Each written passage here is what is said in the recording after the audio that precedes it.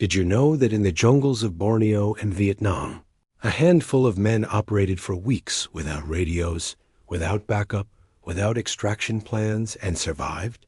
They hunted the enemy in silence. They became ghosts. The British War Office said it was suicide. The Americans said it was impossible. Yet the SAS did it anyway. You think you know special operations? You're wrong. What you're about to hear isn't about firepower or air support. It's about something far more dangerous. Men who learned to disappear. How did they survive when every other unit demanded constant communication? What made them trust silence over technology? And why did the enemy fear them more than entire battalions? Stay until the end, because the final mission will reveal the one thing that separates survival from legend. January 17, 1963. The Sarawak border, Malaysian Borneo. The jungle breathes in the pre-dawn darkness. A four-man patrol moves through the undergrowth, their steps synchronized with the rhythm of insects and the distant call of gibbons. They carry no radios. Their maps are memorized. Their extraction point is 2 weeks away on foot. If they're compromised, no one is coming. The patrol leader, a sergeant with 3 years in the regiment, stops and raises his fist. The men freeze. 50 meters ahead, Indonesian guerrillas are preparing breakfast, their voices muted by the canopy. The SAS men sink into the vegetation and become part of it. They will watch for 6 hours without moving. They will not eat. They will not speak. And when they finally withdraw, the enemy will never know they were there. This is not how modern armies operate. This is not how wars are supposed to be fought. But this is how the SAS learned to survive in theaters where conventional forces could not. The Special Air Service was born in the deserts of North Africa during World War II. But it was in the jungles of Southeast Asia where it perfected the art of operating alone. Between 1950 and 1971, SAS squadrons deployed to Malaya, Borneo, and Vietnam without the infrastructure that other Special Forces units demanded. They had no permanent radio networks, no standing quick reaction forces, no guaranteed extraction by helicopter. In Malaya during the emergency, SAS patrols spent an average of 14 days in the jungle before resupply. In Borneo during confrontation, that average stretched to 21 days. In Vietnam, attached to Australian forces, SAS teams operated for up to 30 days in enemy-controlled territory with nothing but what they carried on their backs. The numbers tell the story. Between 1963 and 1966, during the Indonesian confrontation, SAS squadrons conducted over 3,000 patrol days in Borneo. They made contact with the enemy on 214 occasions. They called for immediate extraction exactly once. The rest of the time, they melted away, repositioned, and continued their mission. The British Ministry of Defense recorded that SAS patrols in Borneo had a contact-to-casualty ratio of 73-1. For every SAS soldier killed or wounded in contact, the unit had engaged the enemy 73 times and withdrawn safely. No other unit in the theater came close.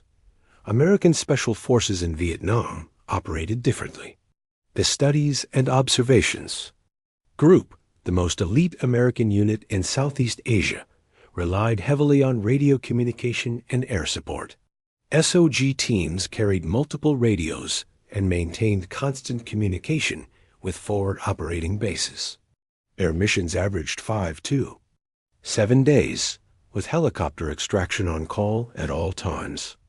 When SEOG teams made contact, the standard response was immediate extraction or air support within minutes. The system worked, but it was infrastructure dependent. It required air superiority, helicopter availability, and radio networks. The SAS approach required none of these things.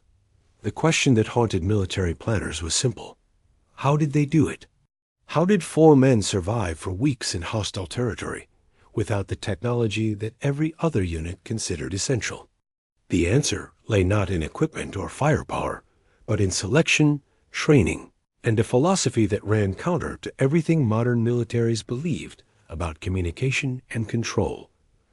The SAS selection process in the 1960s was designed to identify men who could function in isolation. The final phase of selection, known as the long drag, required candidates to navigate 40 miles across the Brecon Beacons in Wales, carrying 55 pounds of equipment. They navigated alone. They received no encouragement. If they failed to reach checkpoints within time limits, they were simply removed from the course without explanation. The pass rate hovered around 10%. The men who passed were not necessarily the strongest or the fastest. They were the ones who could endure discomfort, navigate without assistance, and make decisions without supervision. They were men who did not panic in silence. After selection came training. SAS jungle training in the 1960s took place in Malaya and later in Brunei. It lasted 6 weeks and focused on one skill above all others: observation without detection. Patrols practiced, lying motionless in hides for up to 12 hours. They learned to interpret jungle sounds and distinguish between natural movement and human presence. They memorized the patterns of enemy activity, when guerrillas moved, when they rested, when they were most vulnerable. They learned to track broken vegetation and disturbed earth. They practiced immediate action drills until responses became instinctive. And they learned to navigate without GPS, without radio bearings, without any electronic aid. They navigated by terrain association, by dead reckoning, by the angle of sunlight through the canopy. But the most important lesson was psychological. SAS instructors taught men to embrace silence, to see the absence of communication not as isolation, but as protection, to understand that every radio transmission was a potential compromise. Every call for support was a beacon that revealed position. In the jungle, silence was not emptiness. It was armor. This philosophy was tested in Malaya during the emergency from 1948 to 1960. Communist guerrillas controlled vast sections of the jungle and enjoyed support from ethnic Chinese villages. British conventional forces struggled to locate enemy camps and suffered from poor intelligence. The guerrillas moved freely, struck at will, and vanished into the jungle. In 1950, the British deployed the Malayan Scouts, a predecessor unit to the SAS, with a new mission: deep penetration patrols that would live in the jungle alongside the guerrillas and gather intelligence through patient observation. The Malayan Scouts, later reformed as 22 SAS Regiment, adopted a patrol structure that would define SAS operations for decades. 4-man patrols. No radios except for emergency beacons that could be activated in extremis, but transmitted no voice. Resupply by airdrop at predetermined locations every 14 days. Navigation by map and compass. Communication with headquarters only upon return to base.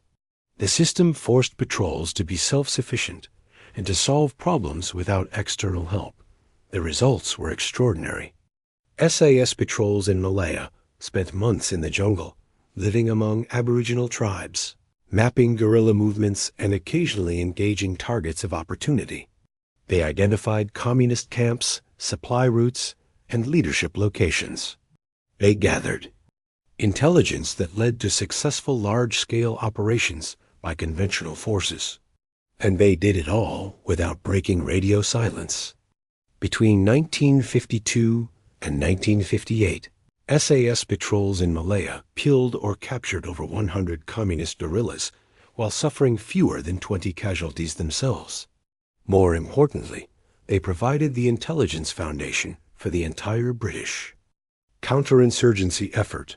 The success in Malaya cemented the SAS approach. When Indonesia began its confrontation with Malaysia in 1963, threatening the newly formed Malaysian Federation with cross-border raids from Kalimantan. The British deployed SAS squadrons to Borneo with the same operational model. No radios, no backup, just patrols inserted deep into the jungle to watch, to wait, and to report. Borneo was different from Malaya. The terrain was more mountainous. The border with Indonesian Kalimantan stretched for nearly 1,000 miles through some of the most inhospitable jungle in the world. Indonesian forces were well-trained, well-equipped, and operating from secure bases across the border. The British forces defending Malaysian Borneo were thinly stretched and lacked the numbers to patrol the entire frontier. The SAS mission was to provide early warning of Indonesian incursions and to gather intelligence on enemy buildup across the border. The patrols operated without a safety net. They were inserted by helicopter near the border, then moved on foot to observation positions. They watched Indonesian camps from hides dug into hillsides, counting soldiers, noting equipment, tracking movement patterns. They operated for 3 weeks at a time, rationing food, filtering water from streams, sleeping in shifts. They did not light fires. They did not cut vegetation unnecessarily. They defecated in bags and carried their waste to avoid leaving traces. They became part of the jungle. The isolation was total. If a patrol was compromised, there was no quick reaction force to rescue them. The nearest British base might be 40 miles away through mountainous terrain. Helicopter extraction was possible only in rare clearings, and only if the patrol could reach them without being followed. The standing orders were clear. If compromised, evade. If evasion was impossible, fight through and break contact. Do not expect rescue. In March 1964, an SAS patrol near Long Chai in Sarawak was compromised by Indonesian forces. The 4-man team was observing an Indonesian base camp when a guerrilla patrol stumbled onto their hide. The SAS men opened fire, killed 3 Indonesians, and withdrew into the jungle. They were pursued for 6 days. They navigated by night, hid by day, ate what little food they had, and drank from streams.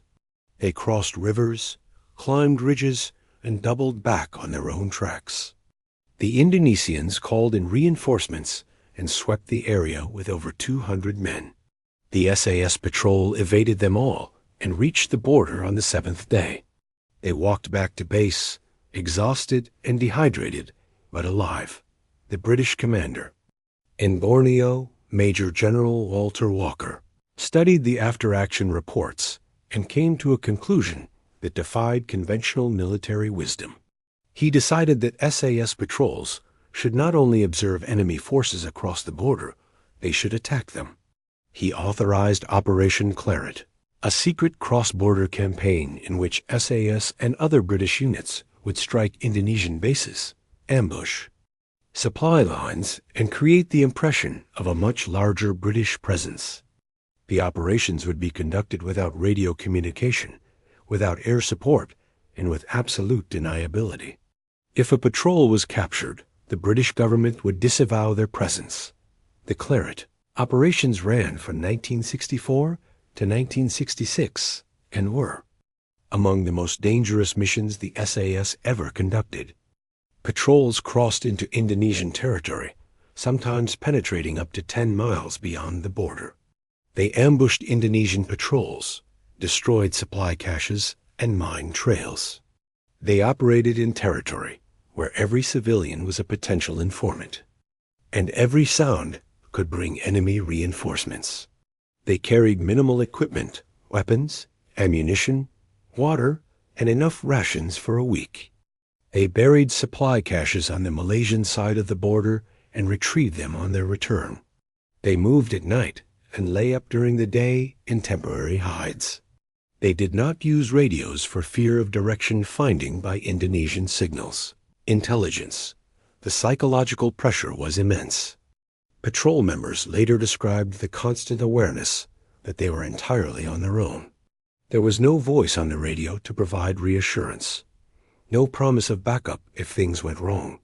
Every decision was made by the patrol commander in the field, with no consultation, no confirmation, no second opinion. The men had to trust each other completely.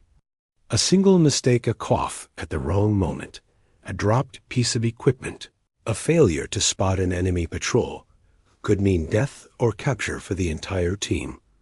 Yet the SAS thrived in these conditions. Between 1964 and 1966, SAS patrols conducted hundreds of Claret operations. They killed an estimated 300 Indonesian soldiers and lost fewer than 10 men in the process. More importantly, they disrupted Indonesian operations to such an extent that cross-border raids into Malaysia declined dramatically. Indonesian commanders became cautious, fearing ambush every time they moved. Morale among Indonesian units dropped. The British had achieved strategic effect with a handful of four-man patrols operating without support. The key to success was the absence of dependence. SAS patrols did not wait for permission to engage targets. They did not call for airstrikes or artillery support. They made decisions on the ground based on immediate circumstances. If they encountered an Indonesian patrol and had the advantage, they attacked. If they were outnumbered, they withdrew.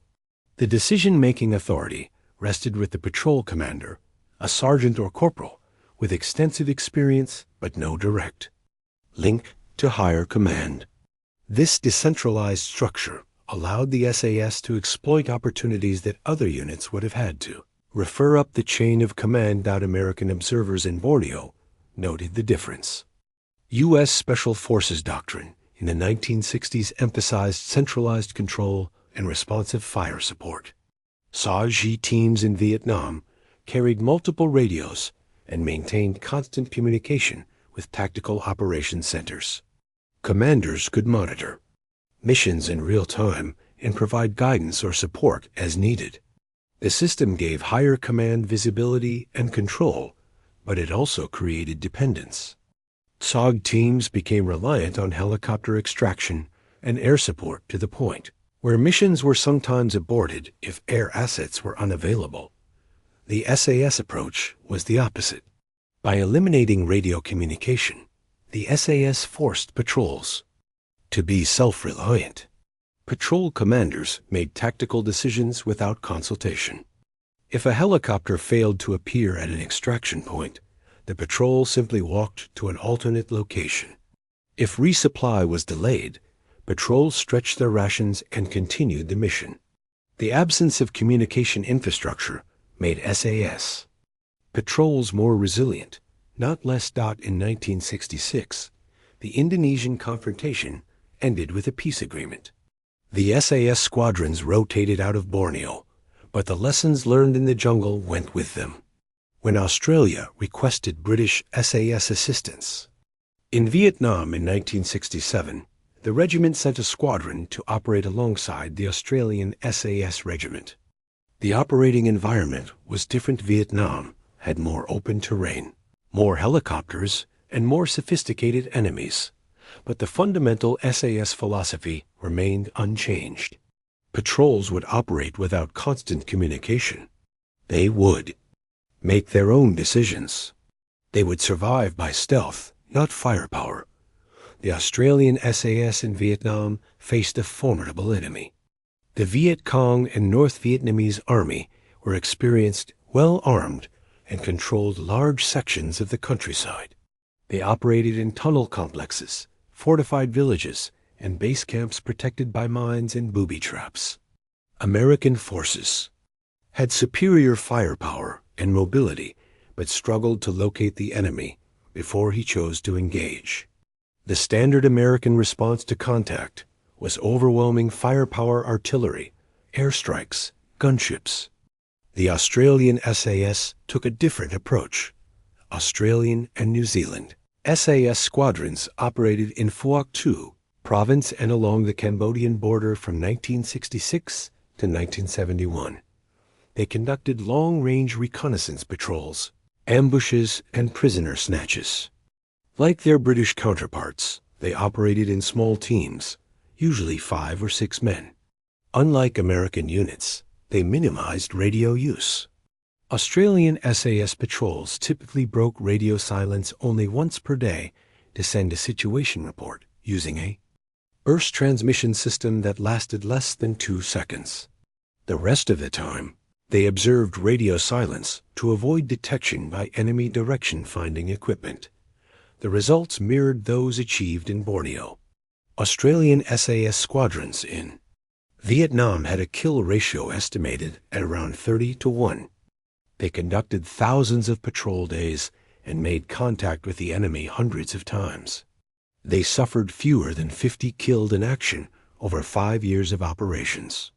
Their intelligence gathering was so effective that Australian divisional commanders relied on SAS reports to plan large-scale operations. What made the SAS approach work was not technology, but training and mindset. SS soldiers were trained to think independently, to solve problems without guidance, to endure discomfort without complaint. They were taught to see the jungle, or the desert, or the mountains not as hostile environments, but as places where they had an advantage over conventional forces. The enemy had more men, more weapons, more supplies. But the SAS had patience, stealth, and the ability to operate in silence. Silence became the symbolic weapon. In the modern military, communication is considered essential. Commanders demand constant updates. Units expect immediate support. The entire structure of military operations is built on information flow. The SAS rejected this model. They understood that in guerrilla warfare, the side that transmits less has the advantage. Every radio call is a vulnerability. Every request for support is a signal that can be intercepted, analyzed, and exploited. By embracing silence, the SAS made themselves invisible. The psychological impact on the enemy was profound. Indonesian guerrillas in Borneo began to fear the jungle itself. They knew British patrols were watching them, but they never saw them. They would find evidence of SAS presence, a disturbed hide, a boot print, and realize they had been observed for days without knowing it. Viet Cong units in Vietnam reported similar experiences. SAS patrols would ambush a trail, kill several enemy soldiers, and vanish before reinforcements arrived. The enemy would sweep the area and find nothing. The psychological effect was cumulative. The enemy became cautious, hesitant, and fearful. For the SAS soldiers themselves, operating without radio contact required a different kind of courage. It was not the courage of the assault, where adrenaline and aggression carry men forward. It was the courage of endurance, of patience, of waiting in silence while the enemy moved around them. It was the courage to trust their training, their comrades, and their own judgment when there was no voice on the radio to provide reassurance. Veterans of SAS operations in Borneo and Vietnam described the silence as both oppressive and liberating. Oppressive because it meant total responsibility. Every decision, every movement, every moment of carelessness could have fatal consequences. Liberating because it meant freedom from the constraints of command. No one was micromanaging their movements. No one was second-guessing their decisions. They were trusted to do the job and to return when it was done. The contrast with conventional forces was stark. In Vietnam, American infantry units operated with constant radio contact with battalion headquarters. Company commanders could call in artillery or air support within minutes. Platoon leaders reported their positions hourly. The communication net provided security and responsiveness, but it also created a culture of dependence. Soldiers expected to be told what to do. They expected support to arrive when called. When it didn't, confusion and panic often followed. SAS soldiers expected nothing. They knew that if they called for help, it might not come. So they planned to not need help. They rehearsed immediate action drills until responses were automatic. They studied the terrain until they could navigate in darkness. They learned to read the enemy's patterns and predict his movements. They became predators. In an environment where most soldiers felt like prey, the training for this level of self-sufficiency began long before deployment. SAS Continuation Training, a program that followed initial selection, focused on developing tactical judgment and self-reliance. Soldiers learned to plan missions from start to finish, considering every contingency. They practiced what the regiment called hard routine, operating in the field without fires, without noise, without any sign of presence. They learned to live on minimal food and water. They learned to treat injuries without evacuation. They learned to navigate without electronic aids. One exercise used in SAS training illustrated the philosophy. Patrols would be inserted into a remote area and given a mission: locate an enemy base, observe it for 3 days, and return with intelligence. They would be given no radio, no support, no backup plan. The instructors would watch from a distance, but would not intervene unless a patrol was in genuine danger. Most patrols succeeded. Some got lost, ran out of food, or made mistakes. But they all learned the same lesson: they could survive alone. This training created a culture of competence and confidence. SAS soldiers trusted their own abilities and trusted their teammates. They did not need external validation or constant communication to know they were doing the job correctly. The regiment's unofficial motto, "Who dares wins," reflected this mindset. It was not about reckless bravery. It was about the confidence to act independently, to make decisions without approval, to trust one's own judgment in the absence of orders. The absence of radio communication also created a different relationship between officers and soldiers. In most military units, officers plan missions and soldiers execute them. Communication allows officers to monitor execution and make adjustments. In SAS operations without radios, officers planned the mission and trusted soldiers to execute it without supervision. Patrol commanders, usually sergeants, had almost complete autonomy once they left base. They could alter the mission plan if circumstances changed. They could extend or shorten the patrol duration. They could engage or avoid the enemy based on their assessment of the situation. Officers received detailed debriefs upon the patrols, returned but had no input during the mission itself. This command structure was radical for its time and remains unusual today. Most special operations units maintain tight command and control through advanced communications. Commanders want real-time situational awareness. They want to make decisions at the strategic level based on tactical developments. The SAS model was the opposite. It pushed decision-making down to the lowest level and accepted that higher command would have no visibility until the mission was complete.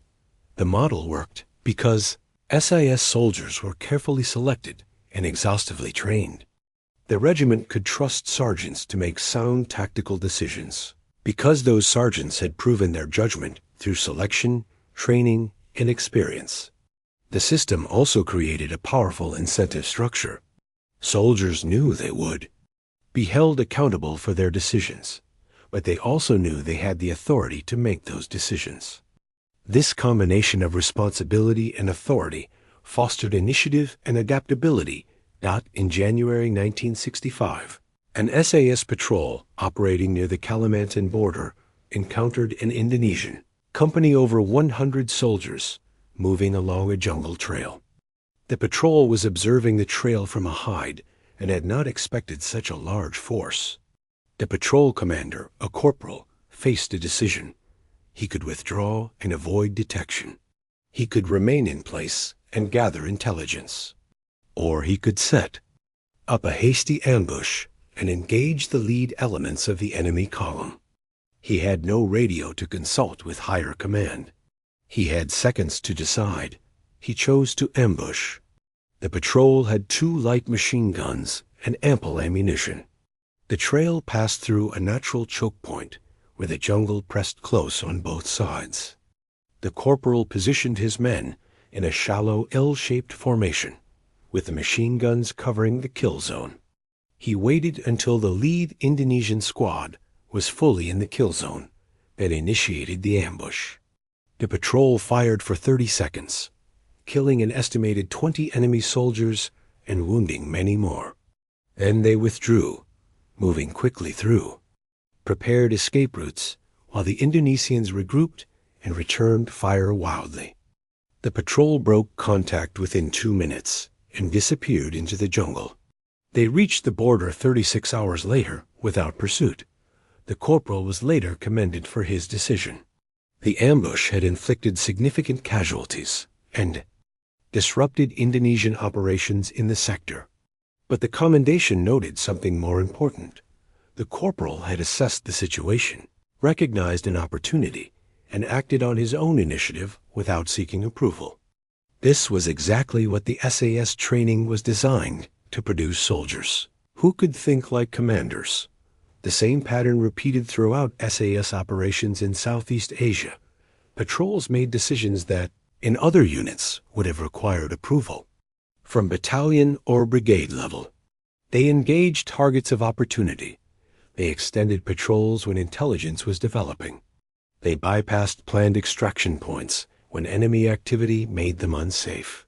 The decentralization of decision-making allowed the SAS to exploit the enemy's weaknesses faster than the enemy could react, but the system also had costs. Operating without communication meant accepting higher risk. SAS casualties in Borneo and Vietnam were proportionally low, but when men were killed or wounded, evacuation was difficult or impossible. Several SAS soldiers died of wounds that might have been survivable with immediate medical evacuation.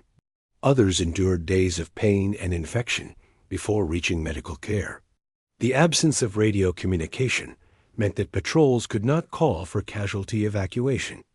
They had to carry wounded men to extraction points or stabilize them and continue the mission. In August 1965, an SAS patrol in Borneo was engaged by Indonesian forces while crossing a river. One soldier was shot through the leg, shattering his femur. The patrol broke contact and carried the wounded man into the jungle. They had no radio and no way to call for help. The nearest extraction point was 2 days away on foot. The patrol commander stabilized the wounded man as best he could, fashioned a stretcher from bamboo and parachute cord, and began moving toward the extraction point. They carried him for 40 hours, taking turns on the stretcher, navigating by night, hiding by day. The wounded man developed fever and infection. By the time they reached the extraction point, he was barely conscious. A helicopter evacuated him, and he survived after months of recovery. But those 40 hours tested the patrol in ways that combat never did. They had to carry a man in agony through hostile territory, without support, without guidance, without any assurance that they would make it in time.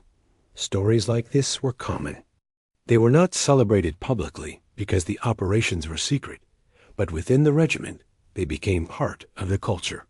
They reinforced the lesson that SAS soldiers had to be prepared for the worst, because help might not come. The question remains, why did the SAS choose this approach when other units had access to better technology?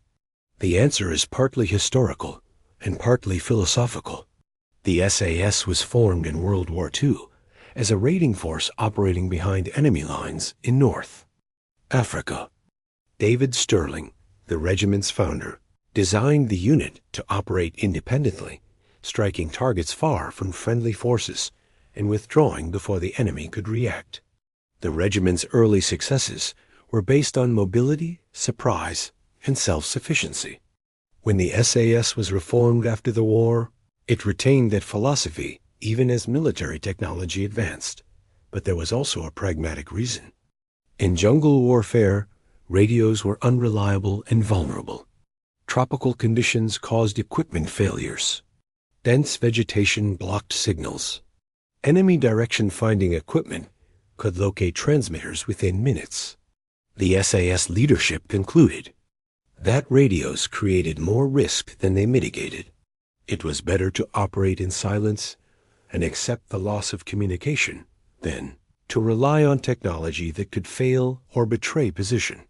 The decision to operate without radios also aligned with the SAS view of what made soldiers effective. The regiment believed that over-reliance on technology made soldiers less capable. If soldiers expected to call for support whenever they encountered difficulty, they would not develop the resourcefulness and initiative that the SAS valued. By denying soldiers the option of calling for help, the regiment forced them to solve problems independently. This philosophy is evident in the SAS selection process, which has remained largely unchanged since the 1950s. Candidates receive minimal instruction and no encouragement. They are given tasks and expected to complete them without guidance. Those who succeed are the ones who figure out solutions on their own, who endure discomfort without complaint, who navigate without assistance. The selection process identifies men who do not need constant supervision or reassurance. It identifies men who can function alone. In Vietnam, the contrast between American and Australian SAS operating methods was visible to those who worked with both.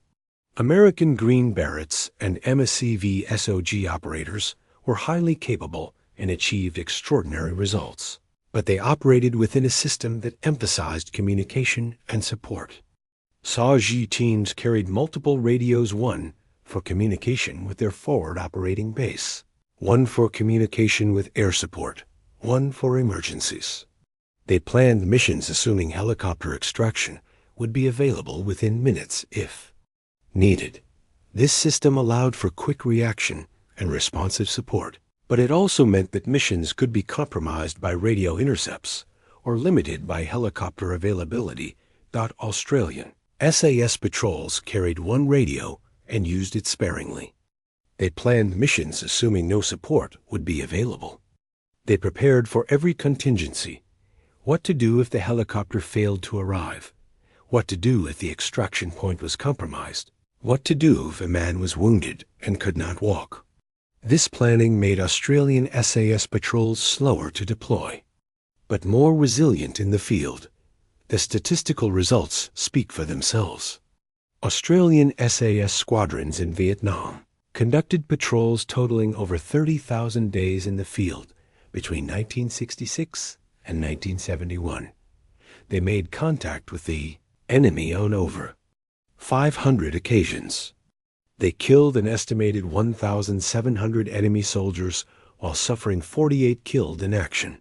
Their intelligence reports were so detailed and accurate that Australian divisional commanders used them to plan major operations.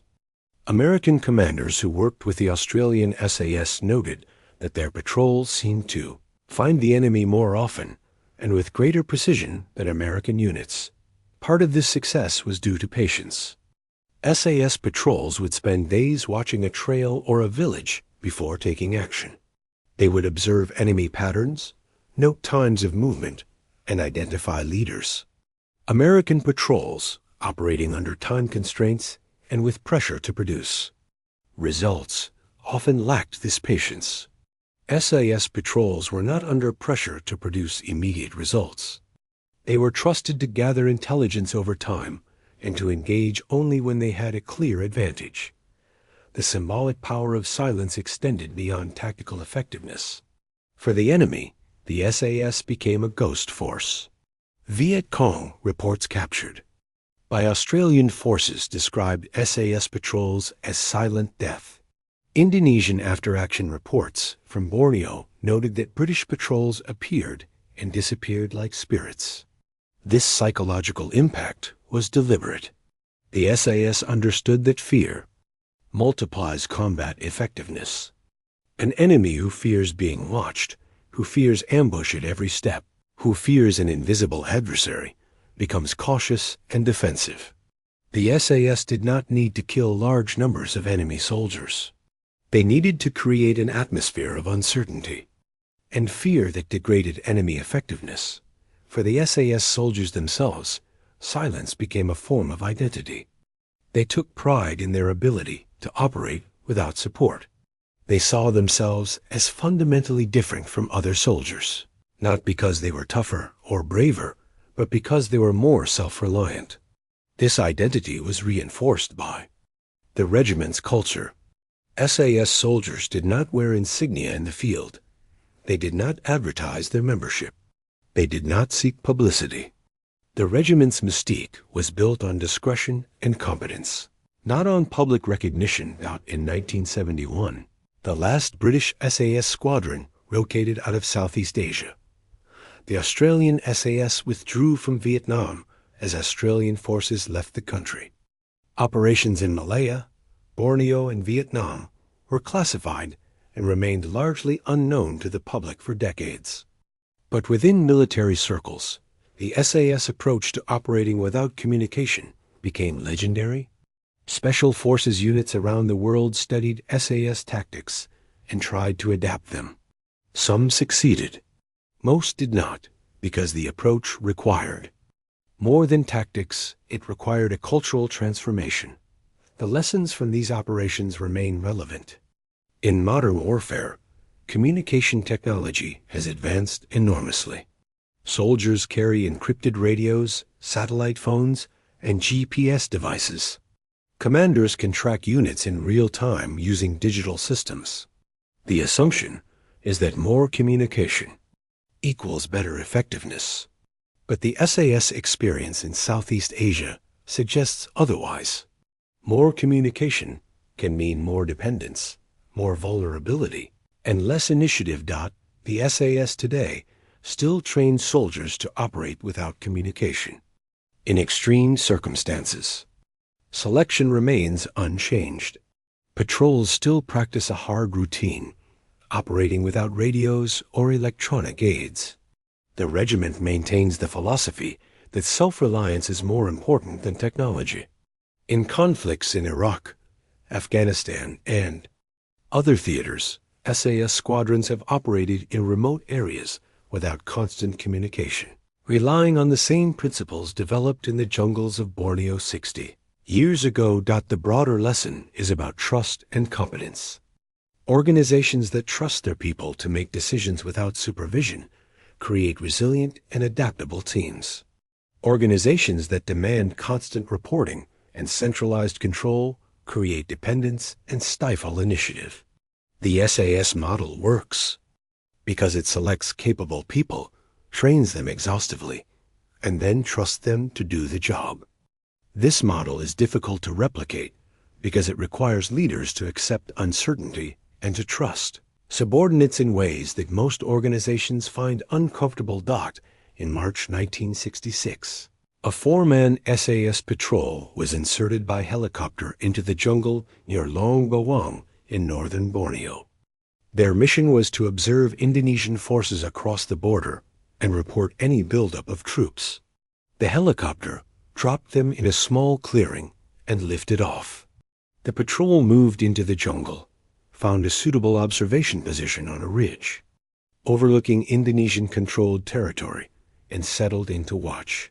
They had no radio. Their next scheduled helicopter pickup was 3 weeks away. For the next 21 days, they would be alone. The patrol observed Indonesian activity through binoculars and spotting scopes. They counted soldiers, noted equipment, and tracked movement patterns. They recorded everything in waterproof notebooks. They ate 1 meal per day. They did not speak except in whispers. At night, they took turns on watch, 2 hours each. Wow.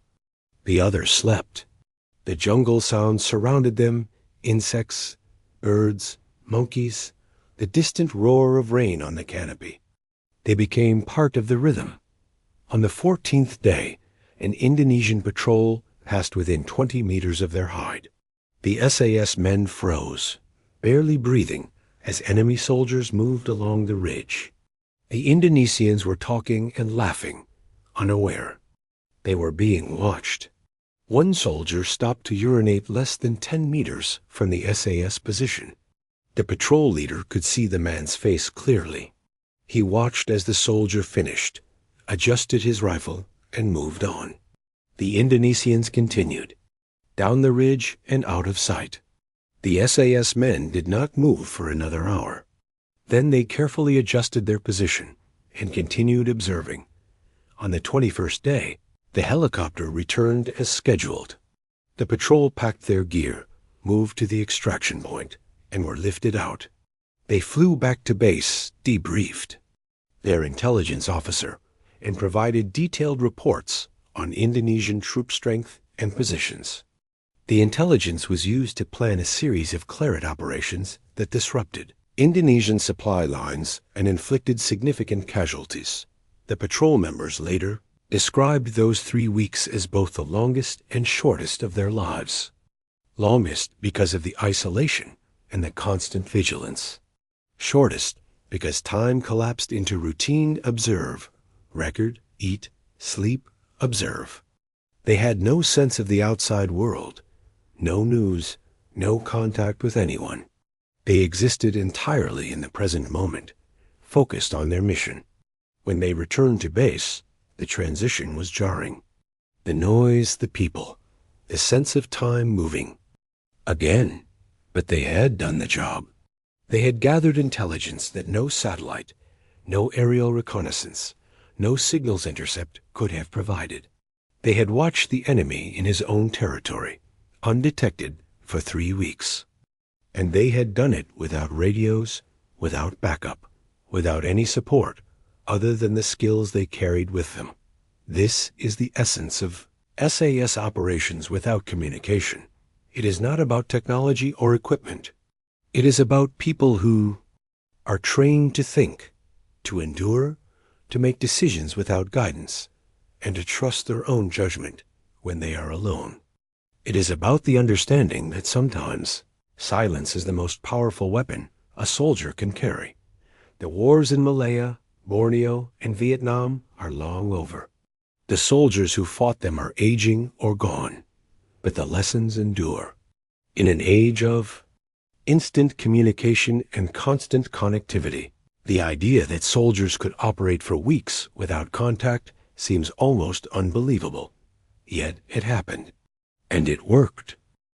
The SAS proved that self-reliance, properly cultivated, is more valuable than technology. That trust in subordinates produces better results than centralized control. That silence can be more effective than firepower. That a handful of men who know what they are doing and are trusted to do it can achieve what entire battalions cannot. The jungle nights in Borneo are silent now. The trails where SAS patrols set their ambushes have been reclaimed by vegetation. The Indonesian base camps are gone, but the legacy remains. It is carried forward by every soldier who passes SAS selection, by every patrol that operates in hostile territory without support, by every young man who learns that courage is not the absence of fear, but the ability to function despite it. The final truth is this: freedom and competence are inseparable. Soldiers who are trusted to make decisions become more capable. Soldiers who are micromanaged become dependent. The SAS understood this from the beginning. They built a culture around self-reliance and initiative, and they proved that it worked. They operated without radios, without backup, without guarantees. They survived because they were trained to survive. They succeeded because they were trusted to succeed. And when they returned from those long patrols, walking out of the jungle after weeks alone, they carried with them something more than intelligence or combat success. They carried the knowledge that they had been tested in the hardest way possible and had not been found wanting.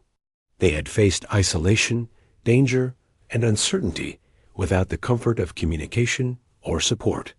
And they had prevailed. That knowledge, that they could endure alone, made them more than soldiers. It made them SAS,